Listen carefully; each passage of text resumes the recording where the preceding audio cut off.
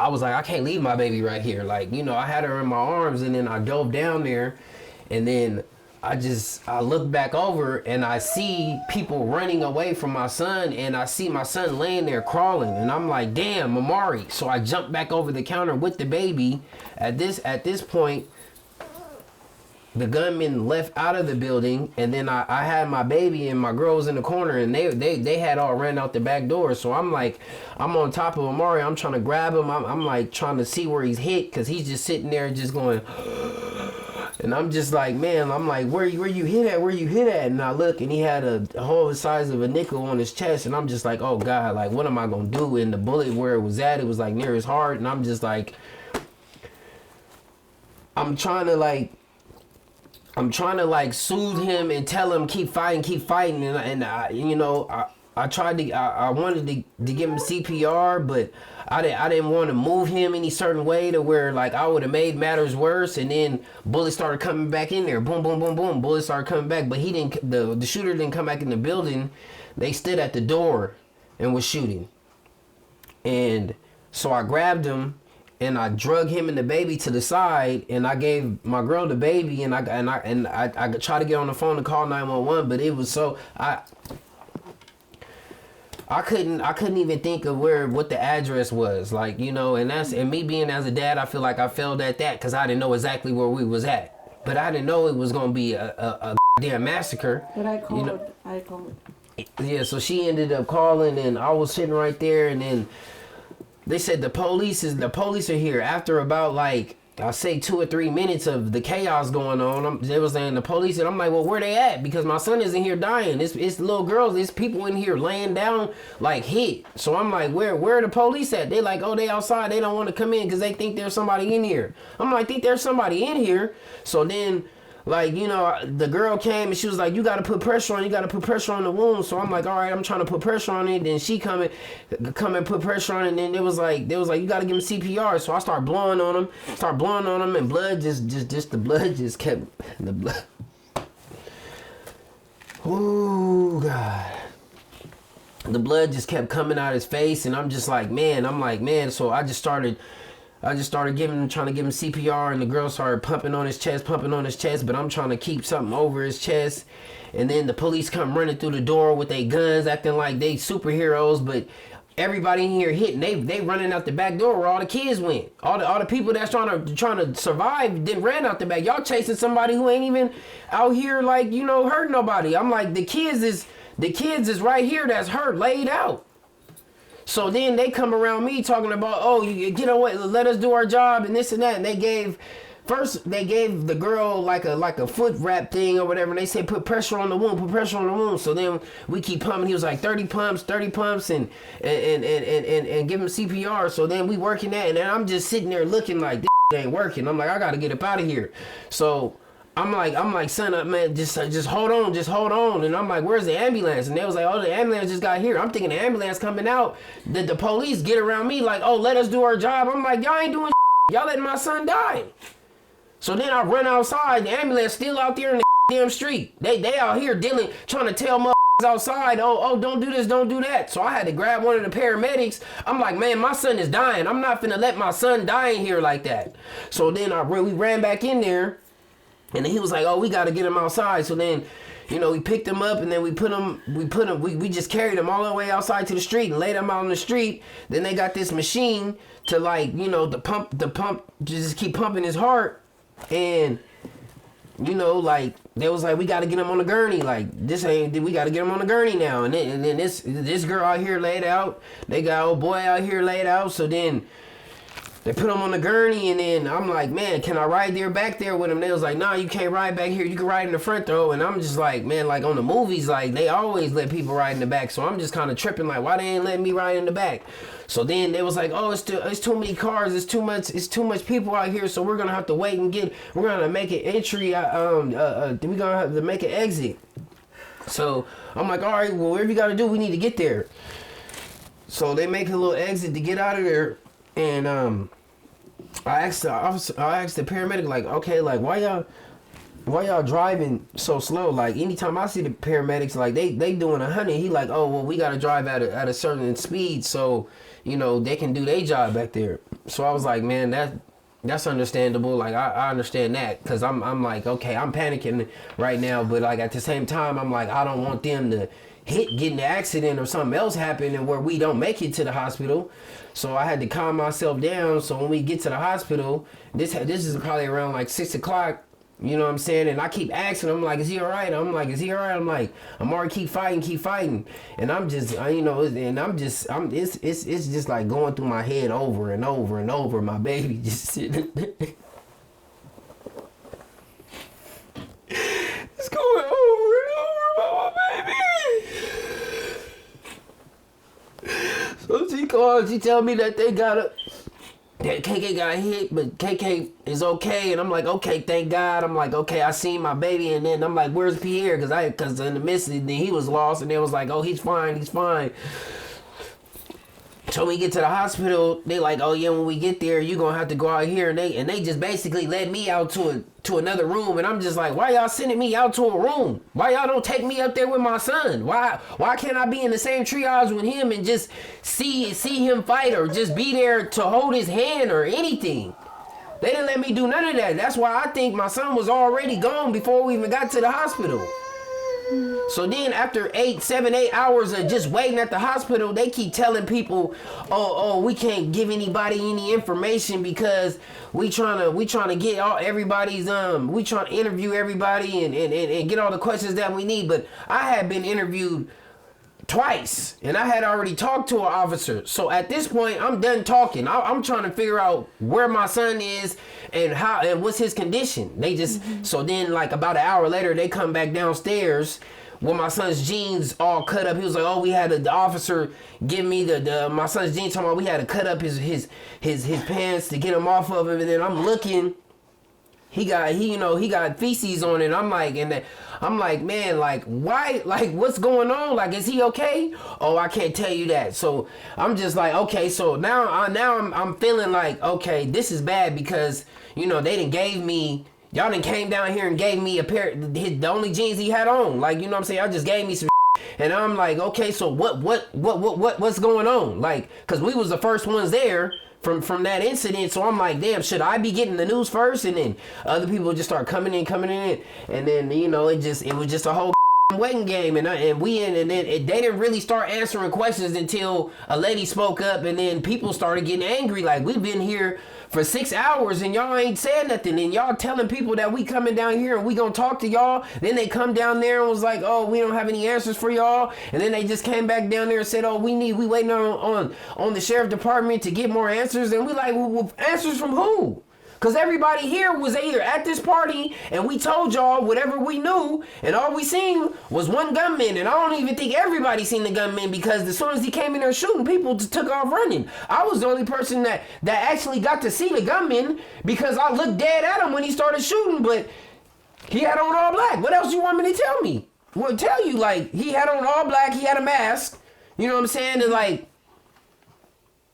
I can't say he was light-skinned, dark-skinned, had long hair, short hair. I don't even know his name. I barely even knew half of the people. And I know people are probably right, oh, they shouldn't even been there. But like, you ain't gonna know until you was put in a situation where you like, okay, well, maybe not. Like, yeah, I would have rather not have went to the party. My son really didn't want to go. He wanted to go play night hoops.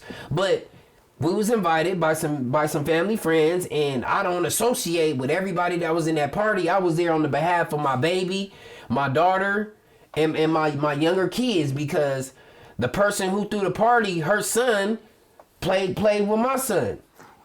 You know, her daughter is the same age or a year older than my little baby girl. Her mama birthday is the same day as my daughter's. So that's where these connections just started coming in at. Like, whoever else was there, I had no social relationship with them or anything like that. The only thing was that they were associated with people that are rapping out of that area, and my son so-called listened to some of their music or knew about them and just wanted to meet somebody. That's just like me wanting to meet the Jacka or Mac Dre or somebody that from my era. Like that, like I at one point I was trying to do music and everything, but me as a father, I knew I had to change because of what the rap was turning into. And now that my son is gone, I don't think I fully changed enough, because if I should have told him to stay away from him. I should have said, they gonna be there? No, we ain't going to that party. But at the same time, I was just trying to show a little bit of love back for the people that came and show my people love. Because, you know, when I was throwing my baby's birthday parties, like, I'm like, well, who gonna come? We gonna throw a party. Who gonna come? They showed up. Yeah. They brought gifts. They showed love. Yeah. And at the time, like, they was the ones that was only showing love. You know what I'm saying? So I felt like, okay, well, we could go show love to their babies. Yeah. And that's the only reason why I was there. I didn't have, I don't have no. I don't have, man, I ain't got shit to do with, my son didn't have nothing to do with nothing in that party. And now I feel unsafe.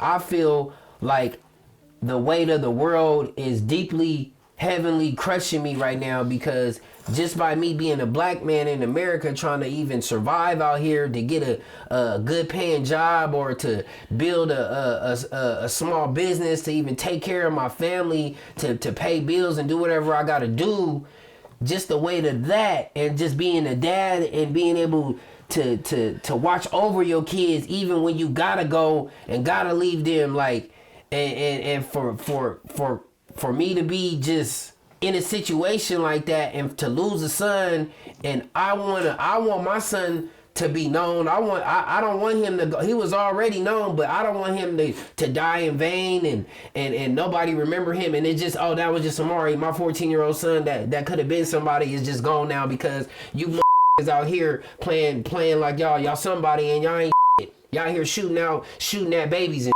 shit. Like, come on now, like.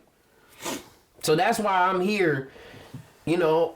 That's why I'm doing this interview, because I want the world to see and to know about my son.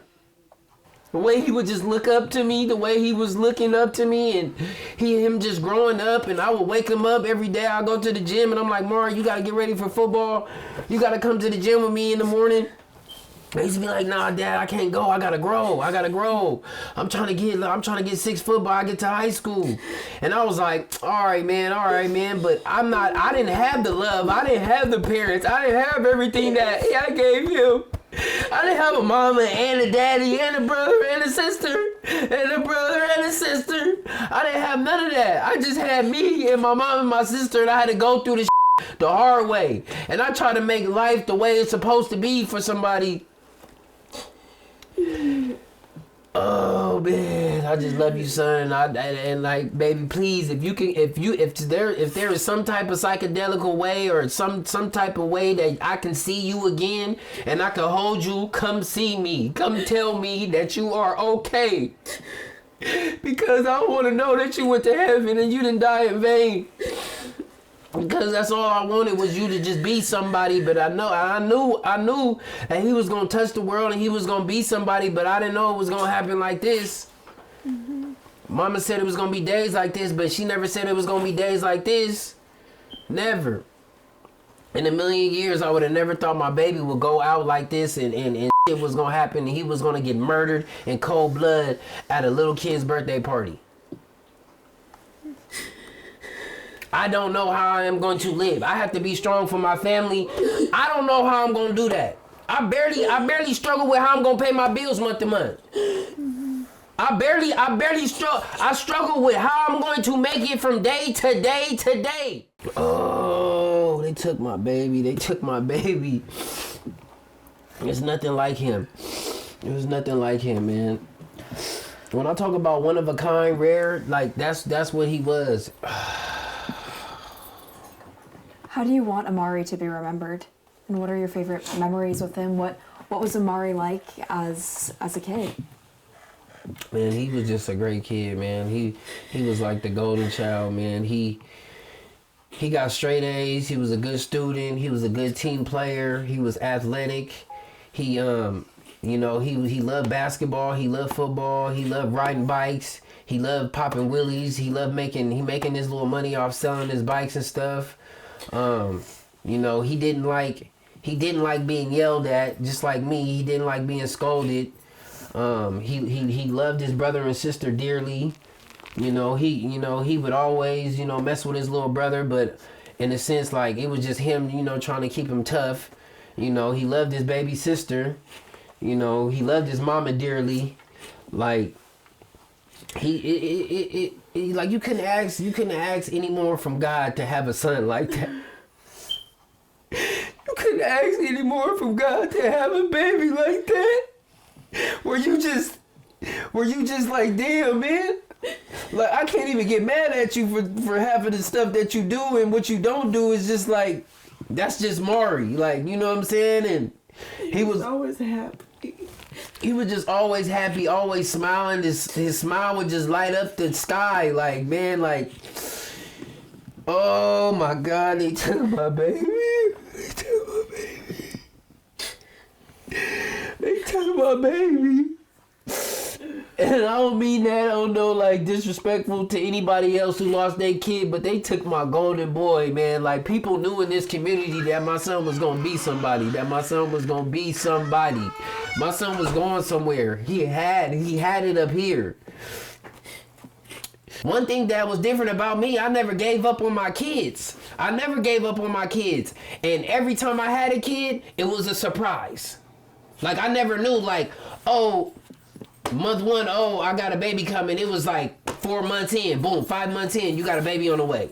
So it was just like, I was surprised with Mari, I was surprised with KK, I was surprised with BB, I was surprised with Kamaya. Like, all these were just blessings just coming to me, like, bam, bam, bam, bam. But then I'm like, man, how I'm gonna do this? How I'm gonna take care of all these kids? How I'm gonna just be able to just be there and be able to just do everything that everybody else is doing, and just be the man that I'm supposed to be, and take care of my family, and get a big house, and get them their own room, and buy them shoes and clothes whenever they need it, whenever they want, whatever they ask for. Like, I struggled, so I did whatever I can do. Like, I cut hair, I paint houses, I worked on houses, I did whatever. I worked at the school, I did everything to be there, to provide for my family. And all I was trying to do was just be there with my family and have a good time, and for him, and just have a family outing. And I didn't go there because of these people were going to be there. I just went there because my wife wanted to go, because they asked to bring my baby girl over there, because it was a baby's party. So we wanted our babies to be together. I didn't know all these other people was going to be there and be doing all this crazy mess. So, like, I ain't gonna never let us down, and I don't feel safe. My kids don't feel safe. My wife don't feel safe. The hardest thing was, like, okay, it's bullets flying. Which baby do I go for? Which one do I go for? Then people running everywhere. I'm like, oh, I didn't lost sight of him. I'm like, damn, I gotta find. She was the first one that I seen, so I grabbed her. Yeah. Then he was the second one, but it was too late. So I don't know, maybe I should have just went for him first. Maybe I should have just, knowing that I heard the gunshots, I should have just ran to him first. Oh my God. I just don't want to ever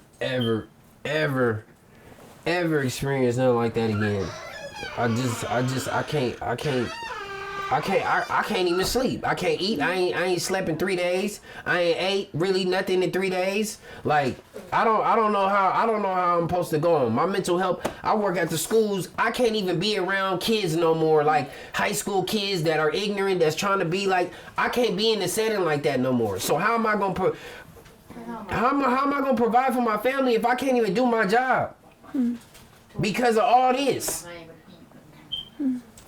Like, I don't know, man. This don't even make no sense, man. It really don't. My baby ain't coming home ever again.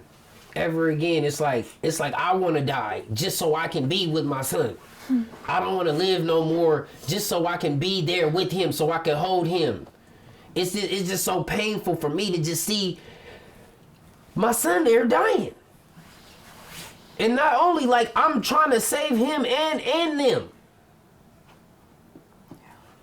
I don't know if anybody has ever experienced anything like that.